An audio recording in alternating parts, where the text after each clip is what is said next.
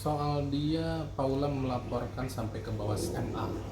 Dia kan salah satunya poin yang dia keberatan juga kan mungkin istri dibilang durhaka, diumumin di publik. Terus karena salah satunya pas sidang putusan kenapa dia gak dikasih tahu itu kalau misalkan kok pihak lain dikasih tahu ke persidangan ini. Ya itu something.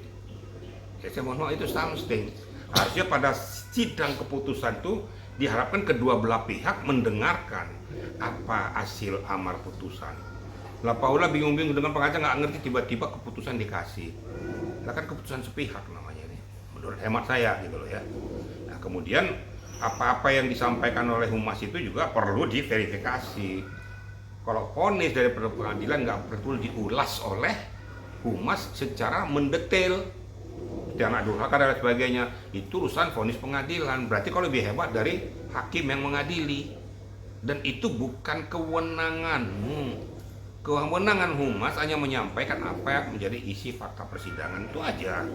Jangan nambah-nambah sendiri kok, seolah-olah kok seperti apa fungsi dia semakin memojokkan lawannya daripada baik nih. Nggak benar juga. Wajar dan manusiawi kalau dilaporkan ke Bawaslu, bahkan dilaporkan saja ke Komisi Yudisial agar diperiksa kebenaran keputusan ini sesuai dengan etika prosedur yang berlaku atau tidak.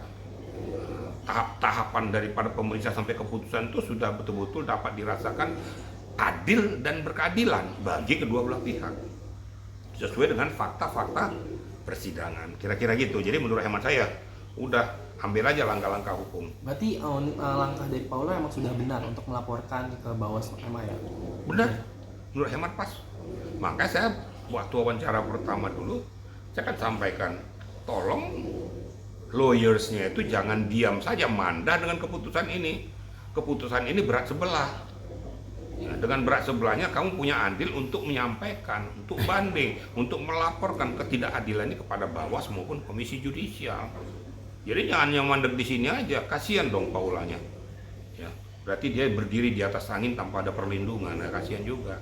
Ya, hal-hal kayak gini yang dilindungi. Hak-hak daripada Paula ini saya bilang ya, hak-hak daripada Paula tuh harus lindungi sebagai manusia, harkat martabatnya, sebagai jati dirinya sebagai ibu daripada anak-anaknya. Sekali lagi ya, ibu daripada anak-anaknya. Berpikirlah bahwa mental anak-anaknya itu hancur kalau seandainya ini dilihat, didengarkan. Ingat anak-anak sekarang jago-jago sosmed loh. Dia buka, lihat keadaan kayak gini, begitu mental mereka jatuh. Akhirnya apa yang terjadi? Broken home. Siapa yang berdosa ya? Orang-orang itu yang berdosa. Telah menghancurkan masa depan anak-anak gara-gara keegoisannya. Kira-kira gitu ya. Cukup. Oke? Kan? Oh, saya kan nggak peduli orangnya. Nah, saya monitornya ada rekaman itu.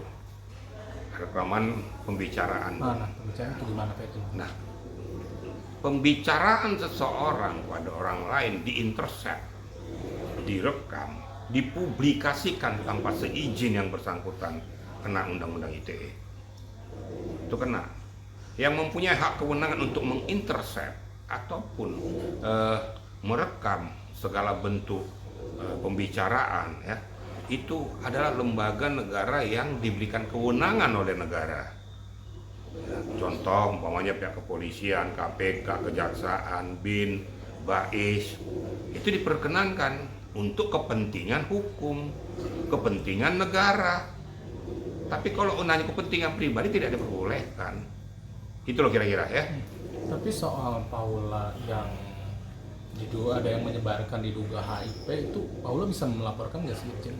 Atas Laporkan pencemaran saja. mungkin Apa bukti-buktinya? atas Hanya kalau yang ngomongan, rekaman nggak bisa dibuktikan itu secara faktual.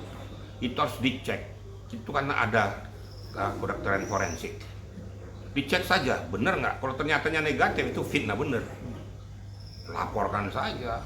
Nah, itu kan sudah pencemaran nama baik, sudah harkat martabatnya. Jadi kenakan dia.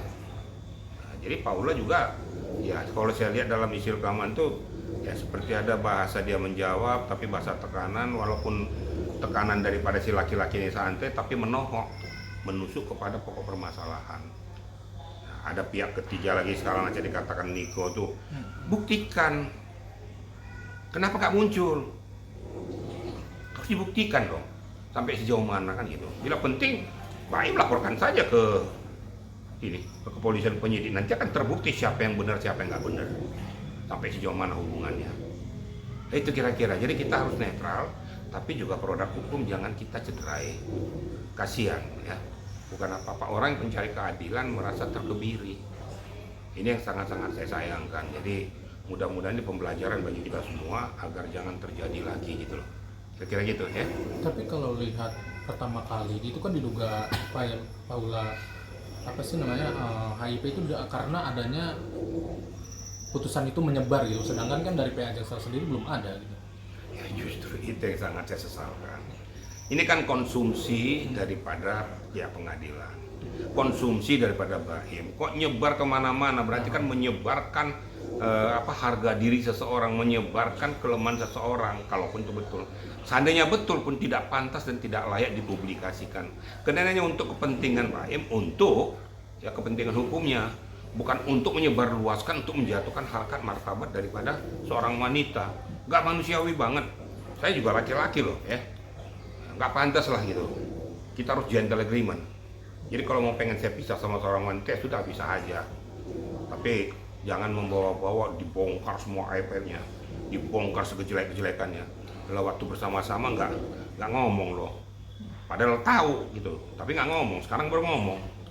Ini nggak elok, nggak manusiawi, nggak mempunyai suatu etika yang baik ya. Seorang laki-laki harus berani berbuat, berani bertanggung jawab, itu baru laki-laki. Jangan seorang laki-laki mau pengen pisah tuh jelek-jelekin dulu pasangannya. Laki-laki banci menurut saya gitu loh. Kalau laki-laki yang jantan ya sudah kita pisah, tapi nggak perlu saya jatuhkan harkat martabatmu. Bagaimanapun kau adalah ibu dari anak-anak saya, harus berpikir gitu dong. Saya nggak bela siapa-siapa. Banyak orang berpisah tapi nggak seperti gitu-gitu amat. Kok dibongkar aib kemana-mana, akhirnya jadi konsumsi publik. Nah, publik yang mencernanya sepintas saja disuruh kamu tuh membuli si Paula, tapi tidak pernah melihat isi dalamnya, substansinya, faktor kebenarannya. Ini kan perlu juga diuji di lab ya, voice tuh. Adakah yang dipotong, adakah yang ditambahi, kemudian suara voice-nya kan bisa berubah-ubah. Untuk hemat saya laporkan saya supaya nanti diuji kebenaran daripada voice itu. Kira-kira gitu ya, kira-kira. Tapi kan untuk statement untuk Paula dia mempunyai penyakit kritis itu kan keluar dari mulut pengacaranya Mbak Im sendiri ya. Apakah etis sebagai pengacara memberikan statement bahwasanya seseorang Paula itu mempunyai penyakit kritis? Ya nggak etis lah. Kan saya berkata berkali-kali, pengacara kita untuk membela hak-hak daripada klien kita, tapi bukan bahan publikasi kita untuk mengeluarkan kelemahan-kelemahan daripada lawan klien kita. Nggak pantas gitu loh. Seorang laki-laki punya sedikit marwah lah gitu. Saya sudah tahu kemana larinya. Pada saat posisi tertentu kau nggak bisa berbuat apa-apa. Pada saat posisi ini kau jelek-jelekin orang lain. Itu juga pengacara nggak gentle juga. Ya, saya mohon maaf, saya bicara apa adanya gitu loh ya. Kalau kita sebagai pengacara, selesaikan masalah kalau memang kedua belah pihak itu bisa restoratif justice, selesaikan secara baik-baik. Kalau memang harus bermuara ke pengadilan, selesaikan juga secara baik-baik. Apa hak-hak dan kewajiban si laki-laki, apa hak dan kewajiban si wanita, itu selesaikan. Karena tidak ada lagi kata sepakat untuk melanjutkan hidup rumah tangga. Kan elok kan, enak kan, jantan, sehingga mereka bisa menjalankan tugasnya masing-masing, sehingga mereka bisa memilih pasang masing-masing lagi tanpa menyakiti satu dan lainnya. Itu kira-kira ya.